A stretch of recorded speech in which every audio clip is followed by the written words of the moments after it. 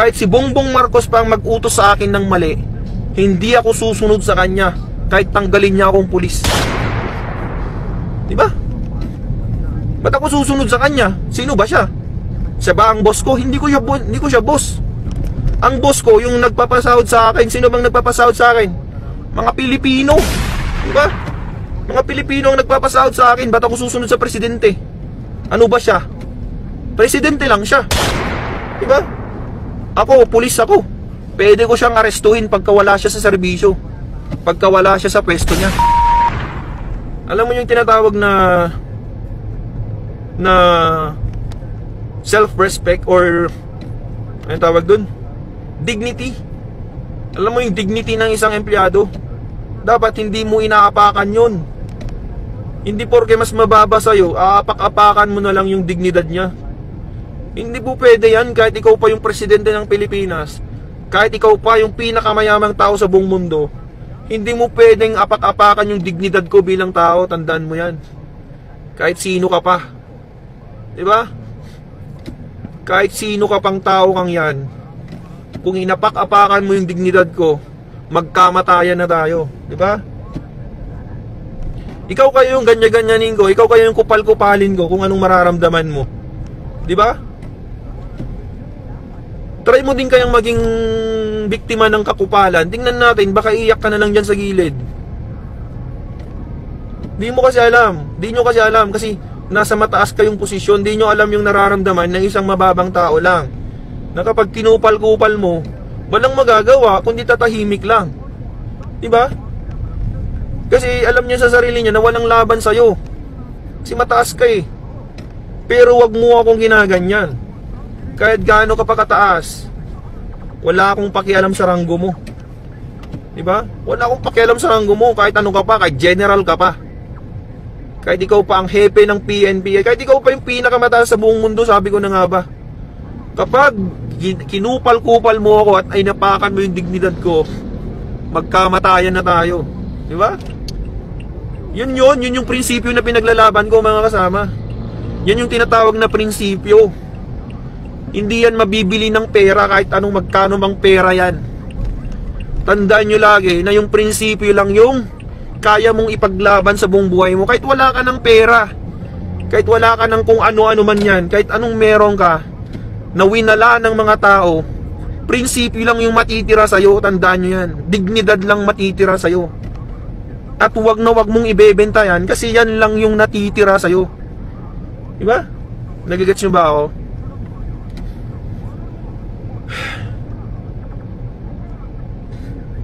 Huwag na huwag kayong papayag na yung dignidad mo bilang tao inaapakan lang ng kahit sino dyan. Putik, tao ka, may dignidad ka, may prinsipyo ka. Hindi pwedeng apak-apakan ka ng kahit sino. Bilang tao, pagkapanganak mo pa lang sa mundo, meron ka ng karapatang mabuhay. Meron ka ng karapatang irespeto ng kapwa mo tao. At hindi yun mawawala. At hindi pwedeng bilhin ng kahit magkano yun. At hindi pwedeng mapapalitan ng kahit magkano yun, mga kasama. Lagi nyong tatandaan yan. Lagi nyong tatandaan yan. Yun na lang yung nagpapatibay sa'yo bilang tao, yung prinsipyo mo eh. Kung wala ka ng prinsipyo sa mundo, kung wala kang prinsipyo sa buhay, anong tawag sa'yo? Di ba? Kung wala kang prinsipyo sa buhay mo, anong tawag sa'yo? Isa kang robot, di ba? Kung wala kang prinsipyo, isa kang robot, isa kang utusan, isa kang aso. Kasi yung aso, walang prinsipyo yung aso eh. Kung saan may pagkain, dun siya, di ba? Ganun ang aso. Kung alukin mo ng pagkain yung aso, dun siya pupunta kahit hindi niya amo. Kung saan yung pagkain, dun siya pupunta. Ganun ang taong walang prinsipyo, mga kasama. Kung saan may pagkain, dun siya. Putik na yan. Anong klaseng tao ka kung ganun? Eh di para ka na ring aso. Di ba? Gets nyo yung point ko? Alam nyo, hindi lang naman PNP ang pwedeng magpakain sa akin eh. Ang dami bang pwedeng paraan yan para kumain ako sa isang araw. Sa buong araw, sa buong buhay ko. Hindi lang PNP. Ano yun? Dahil dito ang may pagkain, kahit dahil dito lang ang may pagkain? Ganun ba yon? Sa PNP lang bang may pera? Putik. Ang daming pwedeng pagkakitaan dyan kung pera lang ang dahilan kung bakit tayo nagpulis. Di ba? Nagpulis tayo hindi dahil lang sa pera. Tandaan niyo yan. Nung nag-a-apply tayo ng pulis, ang dami nating pinagdaanan, ang dami nating pagsubok para lang makapasok. Di ba? Tapos ngayon na may pagsubok sa atin, ibebenta nyo yung prinsipyo nyo. Ibebenta nyo yung prinsipyo nyo para lang sa sahod. Magkano ba sinasahod natin? Sa aming mga patrolman, 29,000 lang mga kasama. 29,000 lang. Aanhin mo yung 29,000 kung ang kapalit nun. Ang kapalit nun, anong kapalit nun? Prinsipyo mo. Ipagpapalit mo yung prinsipyo mo sa kakarampot na 29,000. Puta. Diba? Mas marami pa yung sahod ko nung nasa call center ako. Mas malaki pa yung sahod nung nasa call center ako kaysa yung nasa pulis na ako. Pero dahil may prinsipyo akong pinaglalaban, nagpulis pa rin ako. Kasi gusto ko nasa tama lahat, nasa ayos lahat. Gusto ko nasa ayos lahat ng mga bagay sa Pilipinas. Diba? Kaya tayo nagpulis kasi gusto natin maayos. Pero ngayon, dahil hindi na maayos yung mga bagay-bagay, hindi na po pwede. Alangan naman na magpupulis ka pa kung hindi na maayos. Anong kwenta mong pulis ka dyan kung hindi mo na maayos yung problema sa bansa? Diba? Alangan naman na magbulag-bulagan ka na lang dyan para lang sa 29,000? Anong kwenta mong pulis, diba? Anong kwenta mong pulis ka? Ako, wala akong pakialam kung tanggalan nila ako ng trabaho. Wala akong pakialam kung kasuhan nila ako. Wala akong pakialam. Ang pakialam ko lang is dapat nasa tama lahat. Nasa tama lang lahat dapat. Hindi pwedeng kung ano-ano na lang sasabihin sa atin, susunod-sunuran na lang tayo. Diba? Pulis ako, hindi mo pwede akong utusan. Patrolman lang ako, pero hindi mo ko pwedeng utusan ng mali. Kahit sino ka pa. Kahit ikaw pang presidente, sabihin ko na nga sa'yo, kahit si Bongbong Marcos pang mag-utos sa akin ng mali, hindi ako susunod sa kanya kahit tanggalin niya akong pulis. Diba? Ba't ako susunod sa kanya? Sino ba siya? Siya ba ang boss ko? Hindi ko siya boss. Ang boss ko yung nagpapasahod sa akin. Sino bang nagpapasahod sa akin? Mga Pilipino. Diba? Mga Pilipino ang nagpapasahod sa akin. Ba't ako susunod sa presidente? Ano ba siya? Presidente lang siya. Diba? Ako, pulis ako.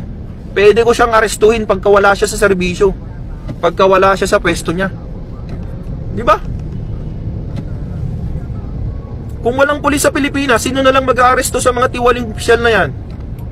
Kaya tayo nagpulis para hindi tayo maging kakampi ng mga tiwaling opisyal. Tayo dapat nasa gitna lang tayo, mga kasama. Nasa gitna lang tayo. Hindi pwedeng dahil presidente natin siya na yung susunundan natin. Hindi pwedeng dahil presidente natin siya na yung susundin natin sa lahat ng bagay. Hindi po pwede yun. Partisan ang tawag doon. Hindi porke presidente ka, susundin kita. Ano ka? Sino ka ba para sundin ko? Tama ka ba? Ang tanong, nasa tama ka ba para sundin kita? Diba? Sabi ko nga ulit sa inyo, kahit presidente ka pa ng Pilipinas, kung mali yung utos mo sa akin, hindi kita susundin. Sino ka ba para sundin ko? Diba? O, may tama daw ako eh. May tama daw ako. May tama ka, sir. Kahit pa papanood to ni Bongbong Marcos, si Sir Bongbong Marcos, Sir President, pakinggan mo tong sasabihin ko, sir. Isa akong pulis ng Pilipinas, pero hindi ako sang-ayon sa ginagawa mo, sir. Diba? Hindi ako sang-ayon sa'yo. Kahit ano pang sabihin mo, sir, hindi ako susunod sa'yo. Kasi hindi mo naman ako pulis eh. Bakit pulis mo ba ako? Pinapasahuran mo ba ako, sir? Hindi. Ang totoong may-ari sa profesyon ko, ang totoong nagpapasahod sa akin ay mga Pilipino, hindi ikaw. Presidente ka lang ng Pilipinas, pati nga ikaw, pinapasahuran namin eh. Sumasahod ka dahil sa pera ng Pilipino. Kaya isa ka rin, katulad ka rin namin nasa serbisyo publiko. Pare-pareho tayo, sir. Hindi ka commander-in-chief lang dyan. Ikaw ay isang public servant. Di ba? Public servant ka. Dapat magtrabaho ka rin. Hindi ka boss. Tandaan mo yan, sir, ha? Tandaan mo, Sir President Bongbong Marcos. Tandaan mo to. Isa kang public servant. Pumunta ka dyan sa pwesto mo para magserbisyo, hindi para maging boss namin. Dapat nga ikaw nagtatraffic dyan eh. Dapat nga ikaw yung nasa gitna ng kalsada nagtatraffic dyan eh. Kasi nasa public service tayo. Hindi pwede yung presidente ka, dyan ka, nagiging boss ka dyan. Ano ka? Diba? Dapat leader ang tawag sa'yo. Hindi ka dapat nagiging boss dyan. Sino pa yung mga opisyal ng PNP dyan? Dapat kayo ngayon nasa gitna ng kalsada, dapat kayo yung leader. Hindi kayo boss dyan na parang hari kayo dyan na nakaupo sa napakagandang upuan para mag-utos-utos lang. Dapat leader kayo eh. Dapat kayong nangunguna sa serbisyo. Hindi yung nag-uutos-utos lang kayo dyan. Paano susunod yung mga tao sa inyo eh kayo mismo hindi nyo alam yung trabaho? Diba? Oh, hamunin ko kayong lahat dyan. Sa mga general dyan na nakaupo sa napakagandang upuan, sige, hamunin ko kayo. Alam nyo ba mag-serve ng traffic? Alam nyo ba? Alam nyo ba paano mag-traffic sa gitna ng traffic, sa gitna ng kalsada? Baka di nyo pa alam yan. Sino mauna? Sino yung mauli? Kung walang traffic light, baka di nyo pa alam kung paano magmando ng traffic dyan. Diba? General kayong tinuringan. Di nyo pa alam ang warrant of arrest. Putik. Warrant of arrest lang di mo alam. Alam mo yung warrant of arrest? Pwede ka daw mag-aresto kahit walang warrant of arrest. Putik, ano yun? Pwede na lang pala akong magdampot dyan kahit sino. Diba? Di pwede lang pala akong magdampot-dampot dyan kahit sino. Kasi trip ko eh. Oh, mukha kang kriminal ah. Sabi ko, oy, mukha kang kriminal, halika nga dito. Arestuhin kita, trip kita eh. Tanungin nung tao. Tanungin ng tao, sir, anong kasalanan ko? May warrant ka ba, sir? Ay, anong warrant? Di ba? Anong warrant? Puntahan mo, ay, sama ka sa akin. Sa presinto mo malalaman yung warrant mo. Kasi gagawin pa lang yung warrant mo. What a funny, di ba? What a funny idea. Di ba? Pwede ba yun? Bawal yun, nasa constitution yun, mga kasama. Bawal na bawal mag-aresto ng walang warrant of arrest. Maliban na lang sa tatlong exemption. Ano yung mga tatlong exemption na yun? Sabihin ko na sa'yo, sir. Ang mga tatlong bagay lang na pwedeng mag-aresto is in flagrante delicto. Ano pa yung isa? Hot pursuit. Tsaka yung escape from prison. Diba? Yun lang yung tatlong bagay na yun para wala kang warrant of arrest. Lahat na ng mga bagay maliban sa tatlong yun dapat meron ng warrant of arrest. Meron din palang isa mga kasama. Meron palang isa na pwede kang mag-aresto ng walang warrant of arrest. Ano yun? Kapag yung sa tingin mo yung suspect, kapag sinerban mo ng warrant, pwede siyang tumakbo, pwede siyang manlaban. Kasi sasabihin mo sa kanya, oy Juan, sir Juan, halika nga dito, may warrant of arrest ka. Pag sinabi mong ganyan, may possibility kasi na manlaban siya. May possibility kasi na tumakbo siya. Nasa rules of court yan eh, diba? May possibility kasi na manlaban siya o tumakas siya. Kaya wag mo na lang munang ipakita yung warrant of arrest niya. Wag mo munang ipapakita sa kanya. Biglain mo na lang siyang huliin. Kung sa tingin mo tatakas siya, biglain mo siya, parang dadamputin mo siya bigla. Pupusasan mo na siya agad. Kasi nga, kapag sinabi mong may warrant siya, may kaso siya, baka tumakbo siya. edi hindi mo na siya mahuli. So, pwede yon, pwede yung sabihin mo, damputin mo na siya agad. Pero, dapat, pagkadampot mo sa kanya, agad-agad, sabihin mo rin sa kanya at ipakita mo sa kanya yung warrant of arrest niya. At sabihin mo agad sa kanya yung mga rights niya, mga right to cancel, right to counsel, right to remain silent. Di ba? Di ba? Yun lang yun yung apat na circumstansya para maging warrantless arrest. Pero, kung meron namang preliminary investigation yung kaso, kung meron namang preliminary investigation, kailangan ipakita mo yung warrant of arrest. Parang yung nangyari kay Rodrigo Duterte. May nangyaring preliminary investigation, mga kasama. May nangyaring investigasyon. Tapos, sasabihin nila, arestuhin kita kahit walang warrant of arrest. Pwede ba yun? Hindi po pwede yun, mga kasama. Kailangan ipakita mo muna yung warrant of arrest bago mo siya arestuhin. Bakit? Si Duterte ba tatakas ba yun kapag sinabihan mong may warrant of arrest siya? Hindi naman tatakas yun eh, tsaka hindi naman manlalaban yun eh. Prosecutor kaya yun, alam niya yung batas yun. Pero anong ginawa nyo sa kanya? Anong ginawa nyo sa kanya? Wala, mali yung ginawa nyo sa kanya. Inaresto nyo siya nang walang warrant of arrest at hindi nyo sinunod yung batas ng ICC. Ang sabi sa ICC, pagkatapos nyo maaresto yung isang tao, dapat dalhin nyo siya sa competent judicial authority, mga kasama. Competent judicial authority. Pero anong sabi ng administrasyon? Anong sabi ng administrasyon regarding that? Ang sabi nila, competent authority daw yung, competent judicial authority daw yung DOJ na nandun. Putik na yan, anong klaseng pag-iisip yan, mga kasama? Paano naging competent judicial authority yung DOJ? Ang DOJ, mga kasama, is considered as quasi-judicial. Quasi-judicial lang siya. Hindi siya fully competent judicial authority. Bakit? Korte ba ang DOJ? Korte ba ang DOJ? Siyempre hindi. Department of Justice is not a court. Ang sinasabi ng ICC, pagkatapos nyo mahuli si Duterte, dapat dalhin nyo sa competent judicial authority.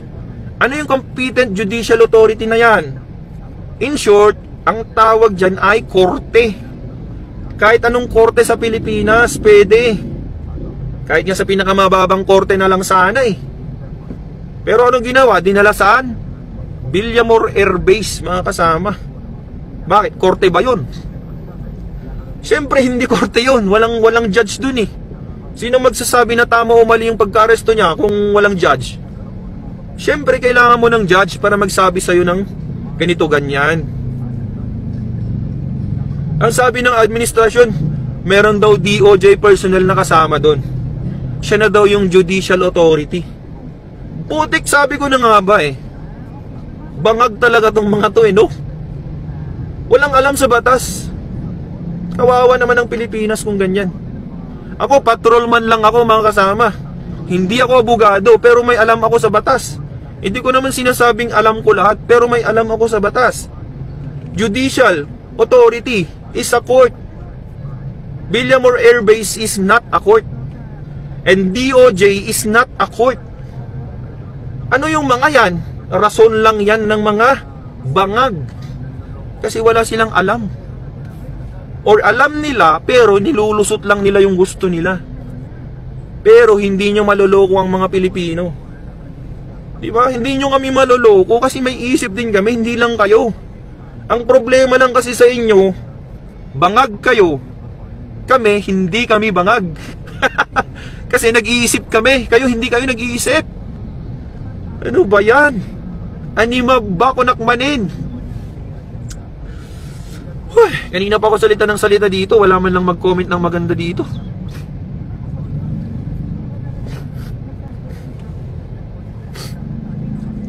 Ang pinaglalaban lang natin dito, mga kasama, Hindi tayo partisan na, hindi tayo maka Duterte, hindi tayo maka Marcos.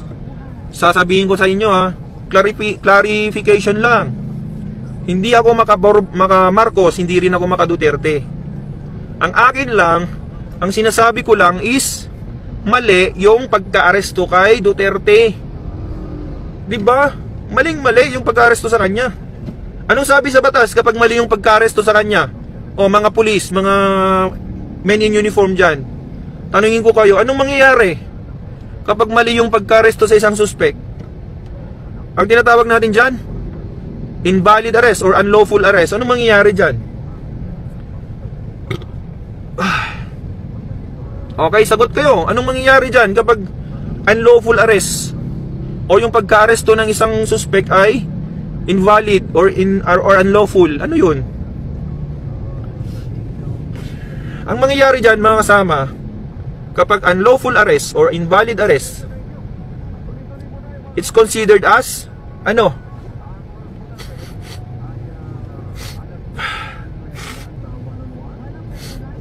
Any unlawful arrest,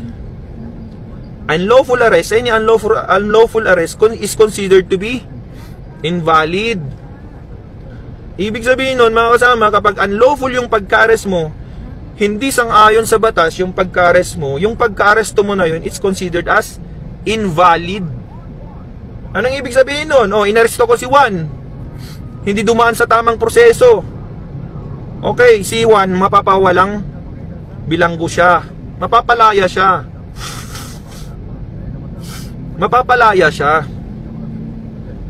Parang kayo nangyari kay Duterte.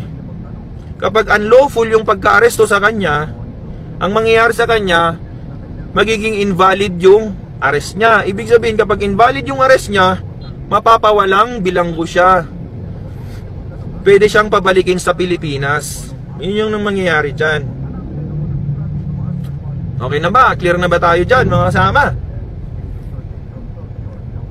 Patrolman lang ako, patrolman ako. Tuturuan ko mga general, putik. Ano ba yun? Anong klaseng mga Pilipino tayo? Anong klaseng Pilipino tayo, mga kasama? Di ba kayo nahiya na ganyan ang nangyayari? Yung pinakamababang pulis, siya pang nagtuturo sa mga pinakamatataas na pulis. What the hell? Mahiya naman kayo sa mga bumbunan nyo.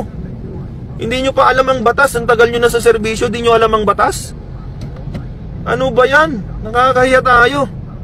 Dismiss yung kaso, mapapawalang sala. Yun, sabi. Tama ka, sir. Si Benji Campomanes. Tama ka dyan, sir.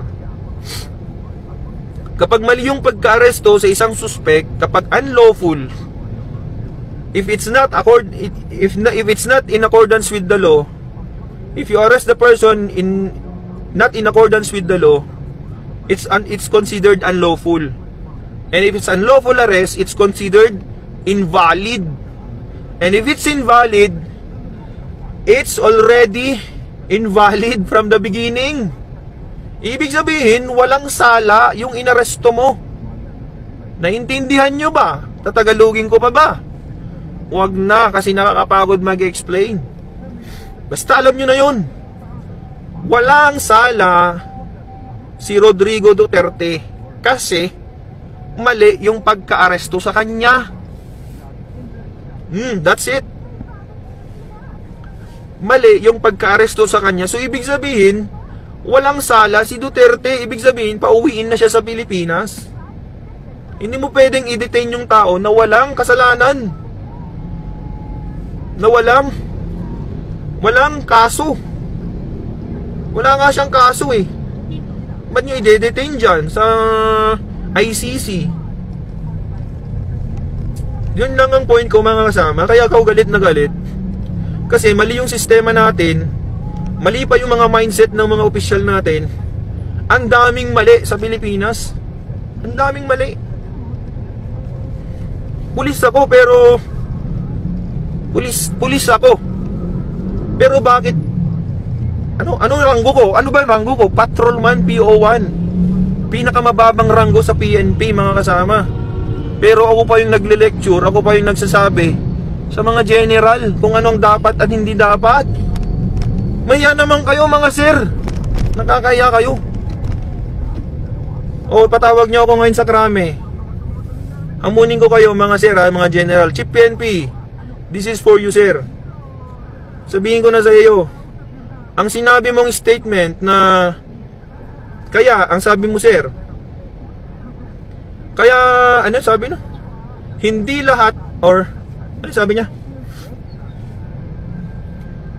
Pag nagsashabu ka daw, ang sabi niya, mayroon siyang statement na ganoon eh.